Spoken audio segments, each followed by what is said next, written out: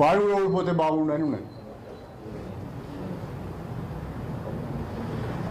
ఇక పల్లా రాజేశ్వరరెడ్డి నిప్పు దొక్కిన కోతి కంటే అధ్వానంగా ఎగురుతాడు. ఎందుకో నాకు అర్థం కాలేదు. భాష అయితే దారుణంగా ఉన్నది. నేను అవినీతికి పాల్పడ్డానని, నేను దోపిడీ చేశానని చాలా మాటలు మాట్లాడుతున్నారు. ఇలా కేసీఆర్ గారు భారత రాష్ట్ర సమితి ఈ స్థితికి రావటానికి, ఈ దుస్థితికి రావటానికి కారణం పల్లా రాజేశ్వరరెడ్డి లాంటి చీడ పురుగులు చేరి నాశనం చేశారు.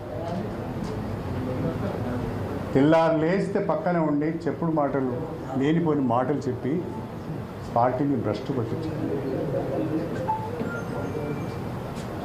నేను అడుగుతున్నా పల్లా రాజేశ్వరరెడ్డి గారు, నా చరిత్ర అంతా బయట పెడతా అన్నాడు, నా దోపిడీ అంతా బయట పెడతా అన్నాడు. రాజేశ్వరరెడ్డి గారు అది ఎన్నికలకు ముందు చేస్తే మీకు ఉపయోగపడుతుంది.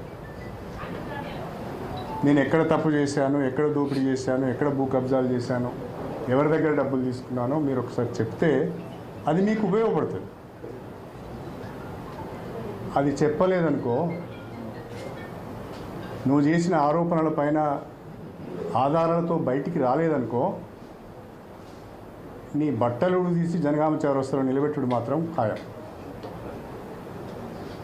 నీ దగ్గర ఉన్న ఆధారాలు చెప్పు. నేను అడుగుతున్నా, చెప్పు. ప్రజలకు కూడా తెలియాలి, తప్పేం లేదు. నేను దొంగనా, లంగనా, మంచోనా అనేది ప్రజలకు కూడా తెలియాలి, చెప్పు. ఇక అక్కడ ఒక ఆయన మాట్లాడుతున్నాడు, మానకొండూరు నుంచి ఒక ఆయన. వీడికొచ్చి పండబెట్టి తొక్కుతాడట, సావుడప్పు కొడతాడట. మానకొండూరు ప్రజలు పండబెట్టి తొక్కితే కడుపులో పేగులు బయటపడి భూతాళానికి వెళ్ళిపోయాడు. 50,000 పైచీలకు ఓట్లతో ఓడిపోయాడు.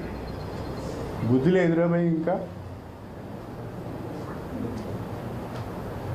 నీ ముఖానికి అంత సీన్ ఉన్నదా?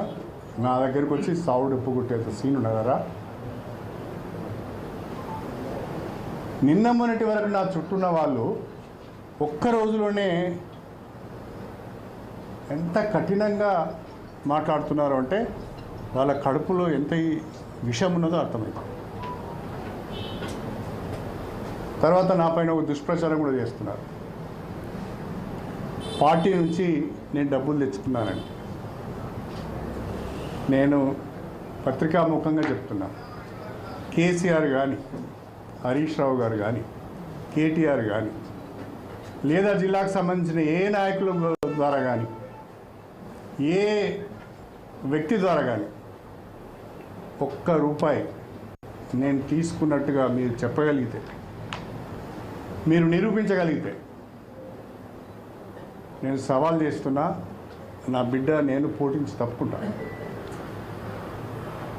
బుద్ధి లేని మాటలు, సిగ్గు లేని మాటలు మాట్లాడు. కడియం శ్రీహరి నిజాయితీకి మారుపేరు. నువ్వు ఒప్పుకున్నా ఒప్పుకోకపోయి